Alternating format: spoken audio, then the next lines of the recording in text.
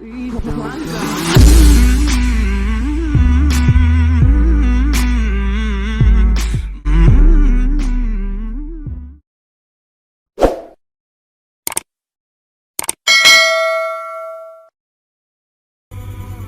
sampai pernah diikat satu tiang dengan monyet.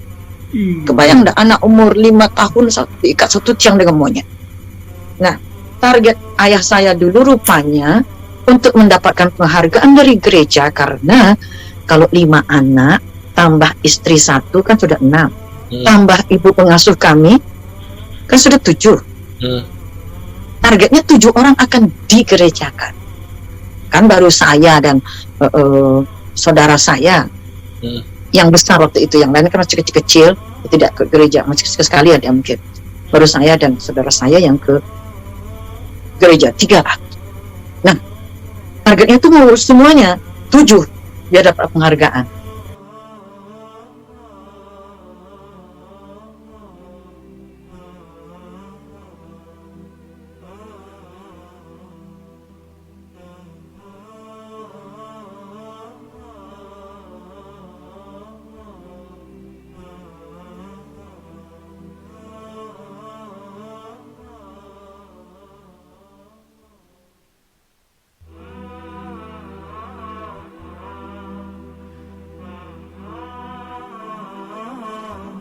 Assalamualaikum warahmatullahi wabarakatuh, Ibunda Syair.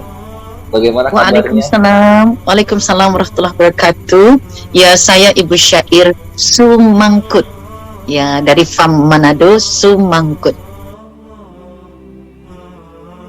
Washington DC, Amerika Serikat.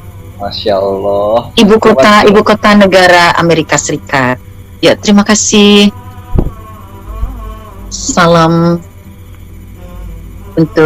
Salam juang untuk semua sahabat-sahabat di tanah air. Ya, saya dulu harus menjalani dui agama.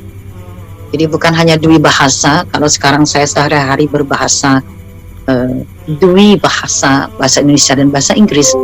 Namun dulu saya pun harus menjalani dui agama, yaitu agama Islam dan agama Kristen sekaligus. Saya harus diam-diam pergi ke surau di Sumatera untuk belajar mengaji, dan saya pun harus pergi ke gereja di tiap hari Minggu karena dipaksa oleh ayah kami, papi, yaitu Wim Benyamin Sumangkut. Jadi saya selalu pakai Sumangkutnya karena memang saya anak keturunan Sumangkut. Beliau itu waktu menikah dengan ibu saya dulu kebetulan Kowat di bawah Pak Jenderal Ahmad Yani. Beliau bahkan menjadi salah satu dari kurir surat rahasia untuk Pak Jenderal Ahmad Yani. Menikah dalam Islam, namun ketika sudah mempunyai anak banyak, lalu ayah saya, papi, kembali ke Kristen, dan itulah awal dari malapetaka dan luar biasa penderitaan yang kami rasakan. Saya ingat setiap kali kami ketahuan belajar mengaji atau ketahuan baru pulang dari surau, maka kami dicambuk. Karena saya yang besar, dihukum. Kemudian ya bayangkan anak umur 5 tahun, 6 tahun, 7 tahun. Untungnya saya cepat bisa membaca Al-Quran, alhamdulillah. Dan saya waktu itu ke gerejanya ya enak-enak saja karena nyanyi-nyanyi. Ibu saya berpesan, keamanan kamu terancam, kamu tidak aman, tidak selamat. Jadi pergilah ke gereja, tapi tetap sembunyi-sembunyi ke masjid. Jadi saya menjalani 2 agama. Kalau hari biasa sebagai muslim, sembunyi-sembunyi untuk sholat. Kalau hari minggunya ke masjid, harus ke gereja. Sampai suatu kali saya ketahuan, tiap kali ketahuan, ya sebisa-bisanya kita bersembunyi, apalagi saya anak kecil ya ketahuan. Ketahuan itu bahkan sejak ketahuan kami tidak lagi boleh bergaul dengan tetangga. Jadi dikurung di dalam rumah. Kemudian kalau ketahuan pulang melakukan sholat, ya dihukum berat.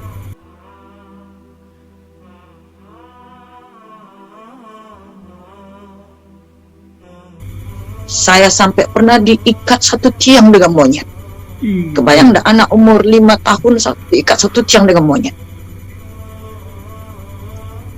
Saya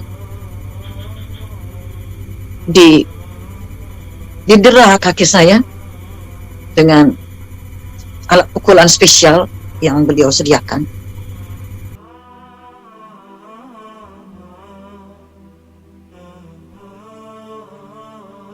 Sehingga saya harus menjalani 2 agama dalam satu waktu, satu rentang waktu dengan 2 agama.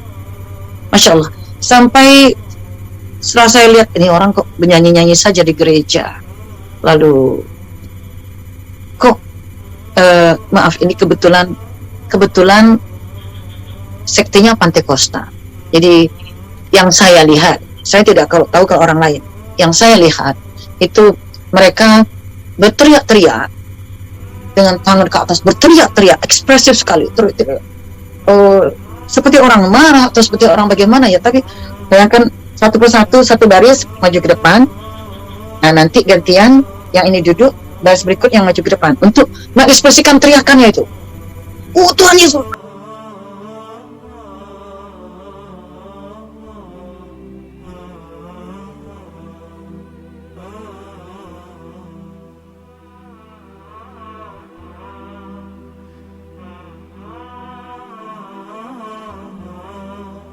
Karena praktik ibadah kaum muslimin, saya lihat ibu saya dan juga teman-teman saya di surau itu di Pekanbaru itu kok ada khidmat, itu suaranya tenang, Allah tenang gitu kan, begitu takzim.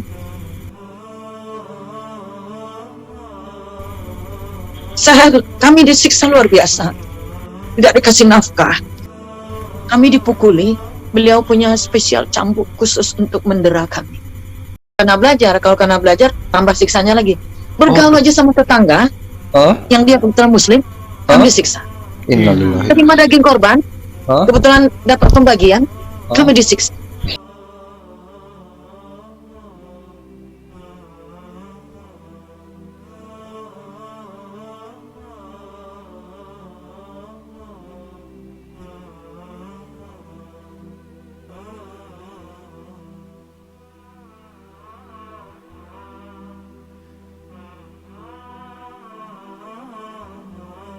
Jadi ibu saya tidak mau, karena barangkali dalam pikiran ibu saya kalau anak-anak mungkin nggak kehitung lah kan, belum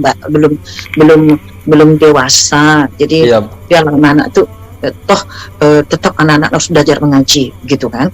Pesan mami waktu itu, pokoknya kamu bisa baca Quran aja, bisa baca Quran, baca Quran. Ustaz saya waktu itu di musola Imam Bonjol, nama ustaz saya itu orang Bonjol, maksudnya orang Bonjol, orang Minangkabau, namanya Ustaz Adenan. Mudah-mudahan Allah merahmati beliau. Amin. Amin. Amin. Ustaz Adenan diampuni dosanya, mudah-mudahan. Amin. Ustaz Adenan. Amin.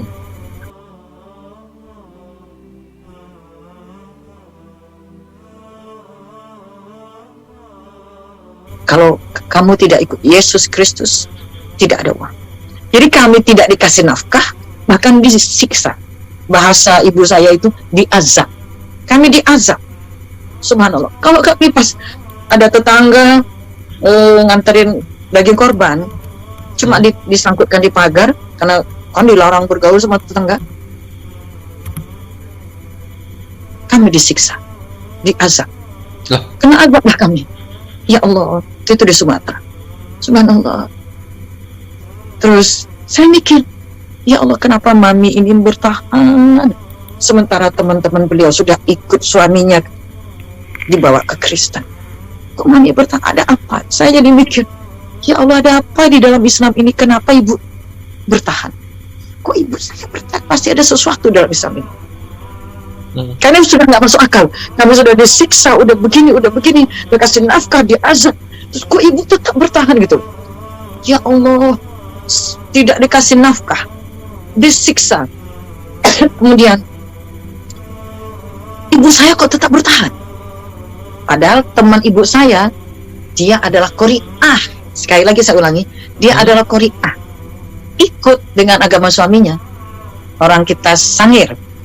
Meski akhirnya di akhir hidupnya dia kembali Islam dan si suaminya memeluk Islam.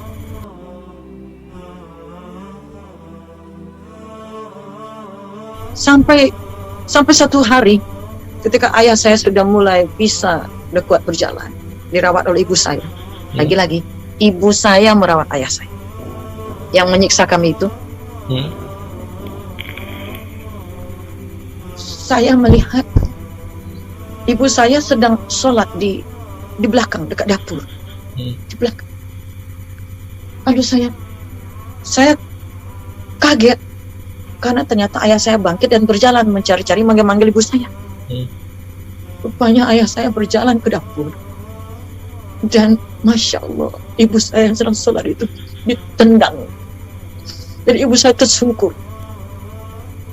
Kok emosi ya? Allah, ya Rabbi, ya Rabbi. Kalau beliau pulang pertama kali datang itu betul-betul cium kaki mami saya. Bila cium, aduh Ti, karena nama mami saya Siti Saudah, nama dari istri baginda Rasulullah SAW. Ti, tolong Ti, rawat aku Ti, tolong ampun aku Ti. Begitu. Nanti udah bisa berdiri lagi, mulai menyiksa. Nah, sebelum berangkat kembali ke kapal lagi, nyiksa lagi. Nanti begitu. Jadi maksud saya, kok bisa saya setelah saya besar, saya bilang kepada mami ini dulu kok maunya begitu, kok taat banget sama suami, begini saya bilang. Tapi rupanya itulah akhlak beliau dan akhlak yang tetap teguh walaupun tetap takzim pada suami, tapi nggak mau ikut agama, dipaksa untuk syirik kepada Allah, mami tidak mau. Itulah makanya tidak dikasih nafkah.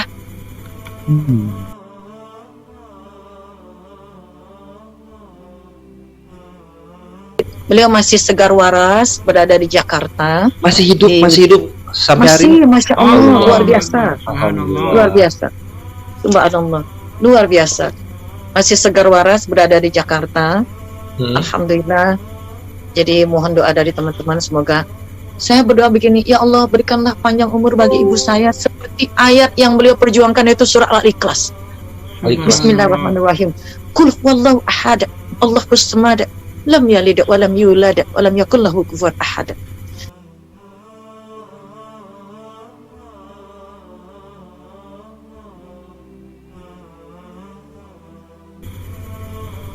Itu yang membuat saya termotivasi.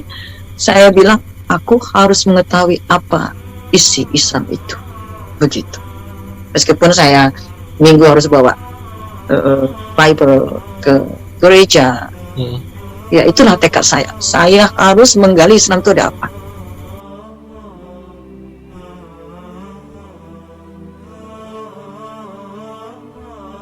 Nah, target ayah saya dulu rupanya untuk mendapatkan penghargaan dari gereja, karena kalau 5 anak tambah istri 1 kan sudah 6, tambah ibu pengasuh kami kan sudah 7. Targetnya 7 orang akan digerejakan. Kan baru saya dan saudara saya yang besar waktu itu, yang lain kan masih kecil-kecil, tidak ke gereja, masih sekali ada mungkin. Baru saya dan saudara saya yang ke gereja, 3 lah. Nah, targetnya itu mau semuanya 7 biar dapat penghargaan.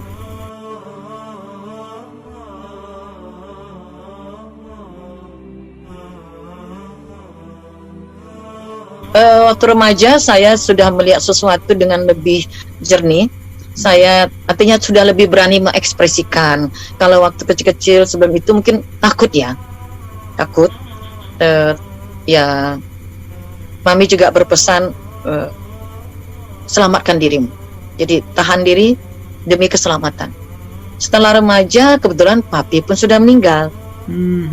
Sudah meninggal, jadi tidak ada yang harus saya takuti lagi. Ya, jujur memang saya pasti takut lah untuk disiksa seperti itu. Masya Allah, subhanallah. Akhirnya setelah remaja saya hanya memilih untuk stay di dalam agama Islam saja. Gitulah ceritanya.